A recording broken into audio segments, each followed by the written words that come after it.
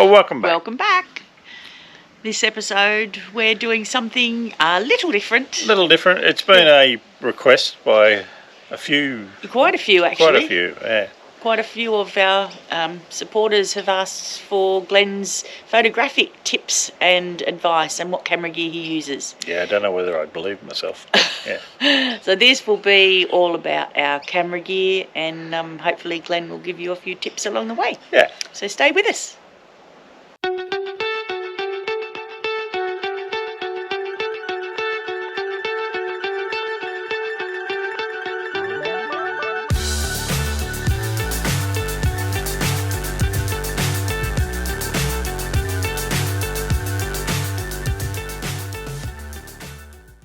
This is an overview of what we carry with us as far as drone, 2 SLRs, 2 tripods, and we've got 2 phones that most of the footage is actually done on. I've got a trail camera, which there's only limited success with that one, but and we've got the GoPro, which we're recording on now.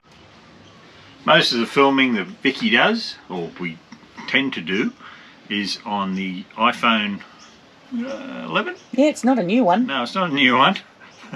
And we use the DJI mics. But you'll also notice that Glenn always has the SLR over his shoulder.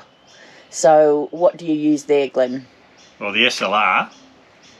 Which isn't really an SLR. No. Well, you do have an SLR. It's a bridge camera. So it is, I bought it because of the humongous zoom that it has. So it has got a great telephoto, and it's the equivalent of 2000 millimeter telephoto, but it does it with some trickery because the sensor size is only the same size as a phone. So as far as low light goes, it's pretty terrible.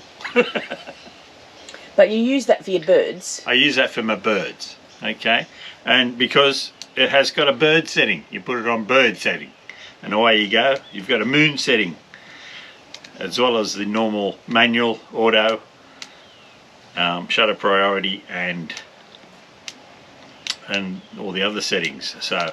So with the bird setting, because a lot of people want to know about your bird photos, what is the advantage of the bird setting? Well, the bird setting gives you... Bang, bang, bang, bang. Yeah, seven shots in one press. Yeah. And you've also, it gives you a depth of field which allows you to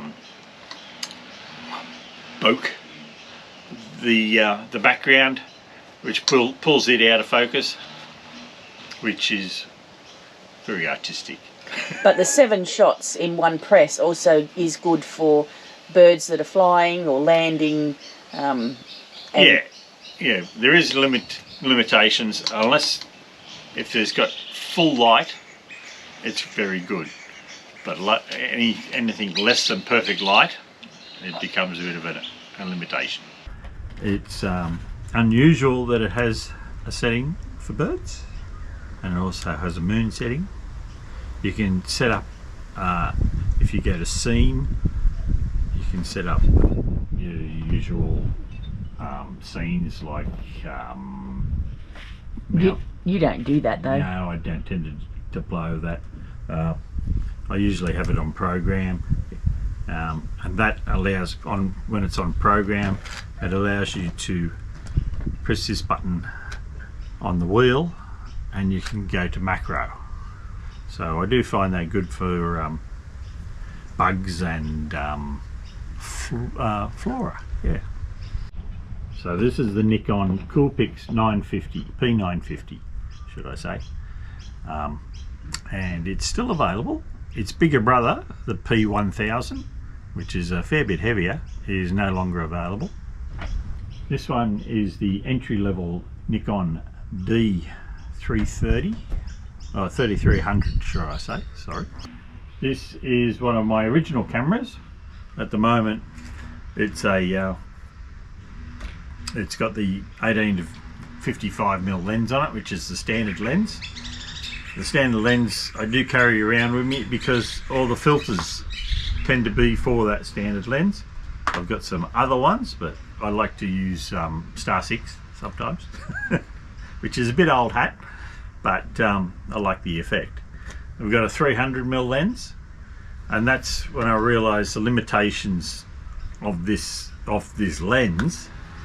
I wanted to get better bird photos, and I realised that I had to spend a fair bit of money on a 500mm lens, and that's why I went to the different camera.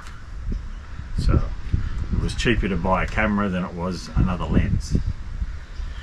Okay, and then we've got the 140 to 18 and a 20 to 10, which is mainly on the camera most of the time when I do my night sky shots. It's either this lens or the fisheye. I like my fisheye, but Vicky doesn't tend to like it because it's... I don't like the effect just because it looks so fake, but it's artistic. Glenn likes it. It's a very fast lens, so that's why I like it. It's a 2.8, so it's as fast as lenses that I've got. So nowadays this camera setup is on manual mode only. I tend to use it at night time, manual mode, and ISO around the 6400 or 12800, I think it is, and about a 30-second exposure to 1 minute exposure is what I tend to use. And if I want to paint, you know, highlight the caravan or a tree or something like that, I use this video light, which is quite cheap from eBay, and it does the job. And this is the timer that I use, which is plugged into the side of it. Sorry, filming has been interrupted. Glenn has seen a bird. It is a pretty sounding bird too, so he's grabbed that D3300. No, not the D3300, the P950. It's a butcher bird. Oh geez, he was dancing and sounding pretty though. Yeah, it's a butcher bird. Majority of our filming is done with the iPhones, as I said earlier, and the DJI microphones. These have been quite good. They clip on the end of the phone like that with the appropriate adapter. And you've got two mics, so we've got one two each. mics, yes. That's why you can usually hear talking when, you know, even if Glenn's quite away from me, you can still hear him quite clearly in the audio. Yep, these were one of our first purchases after we started doing some YouTubes, and we were disappointed on the wind noise, the audio, and audio it made quality. a big difference. Some of the GoPro accessories which are useful is the suction cup for going on the windscreen. The handle, this is a floaty handle, so it's good for the rivers and the ocean footage. A mini tripod, occasionally we use it but not very often. Extra battery and charger because it is a power hungry device. This is a wristband, so tend to like to use that well, in the water. It's 6 of one, half and the other where they use the floaty, but it's pretty good. This is a headband. This is kind of no use at all.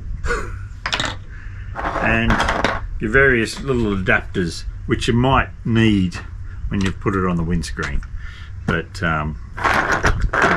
it was a cheap set that we bought, non-genuine, and it just gives you options, as well as a lavalier mic which we can use with any of the devices that we've got. Also, we'll insert a little photo of the GoPro. We bought the extra media mod, which gives you a better microphone, and we're using the GoPro a lot more and things like this. Outdoor trail camera. I think it came from JCar, this one. I don't know, we've used it a couple of times just on the campsite, you know, when sometimes you see possums around and kangaroos, stuff like that. Or visit your campsite.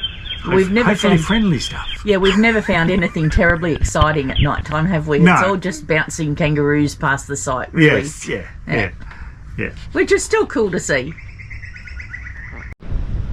This is my favourite toy. I love my drone. I loved my previous drone until it started to get old and had some trouble with the gimbal, which I couldn't fix. So, yeah, my DJI Mavic 3 Classic. So I purchased this one because it had the big Hasselblad camera. I didn't really see the use of the multiple cameras in the normal DJI Mavic 3. Some people do use it for wildlife footage, so they don't have to get too close, but that's very few and far between, and most of the time it is landscapes that we tend to take with this. I love this because it is very reluctant to go anywhere else other than where you drive it, and the wind doesn't affect it hardly at all. So DJI Mini can get blown around a bit. They're a lot better than they used to be, but I like the big drone. So I've only got the one battery of this. I resisted the temptation to buy the Fly Now pack because I didn't need two other batteries as well as this one, because usually what happens is that one battery will fail because you haven't charged it regularly enough or used it regularly enough. That's what happened to my previous drone as well. So I've just got the one battery. I tend to find that I can get about 3 to 4 flights for what I do out of the battery, and that's good enough for me. Before charging it. Yeah, about. And when you fly, you're only up for 5 minutes at the most, aren't you? Like, there's no need to go up for whatever the battery life is aimed to do. I don't play. Yeah. For want of a better word, it's usually up. I've got an objective to take a photo, or I've got an idea how I'll frame the shot and go from there. Even though I love my drone, I probably don't use it to its full potential, mainly because there's a fair bit of learning involved in the drone, and you've got the follow me settings, which I've only just kind of got back into. Usually the settings that I've used where we follow the caravan and stuff like that, it's all manual flying. I drive and he flies. Yeah, I drive. Yes, I fly and you drive. Yeah. Yeah. So I'd like to spend more time, and it's just a learning curve. Basically. But you do get the results that you're after just using the... Yeah, I'm not unhappy with the way I use it now. So I love my drone. Right, these are the tripods that we take along. Generally we'll only use this one if we're in the caravan taking a shot. This one tends to go everywhere the GoPro goes. It has got the Lanzi adapter, which gives it a bay type fitting, so I can swap it pretty quickly. And the same connector is on this one.